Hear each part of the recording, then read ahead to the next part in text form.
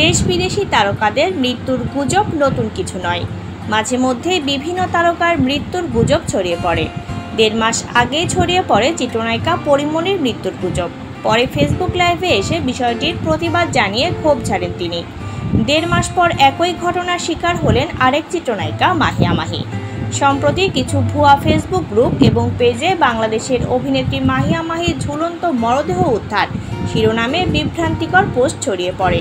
বিষয়টি চোখে পড়েছে মাহির। হঠাৎ নিজের মৃত্যুর খবরে হতবাক তিনি। এ ধরনের গুজব নিয়ে নিজের বিরক্তি প্রকাশ করে সামাজিক মাধ্যমে স্পষ্ট মাহি জানিয়ে দিয়েছেন তিনি ভালো আছেন। সোমবার ফেসবুক পোস্টে মাহি লেখেন, আমি আছি, মরি নাই রে ভাই।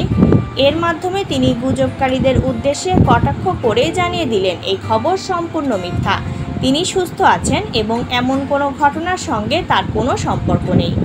মাহির পোস্টের কমেন্ট বক্সে মেহেদি হাসান নামে একজন লিখেছেন, টেনশনে ছিলাম, যাক আপনি ভালো আছেন জানতে পেরে চিন্তামুক্ত হলাম। আরেকজন লিখেছেন, এসব মিথ্যা খবর যারা রটায় তাদের বিরুদ্ধে আইনি ব্যবস্থা নেওয়া দরকার। প্রসঙ্গত মাহিয়া মাহি বর্তমানে যুক্তরাষ্ট্রে অবস্থান করছেন। অনেকদিন ধরেই নতুন কোনো সিনেমায় নেই তিনি, তবে ব্যক্তিগত জীবন এবং রাজনীতির কারণে তিনি আলোচনায় ছিলেন।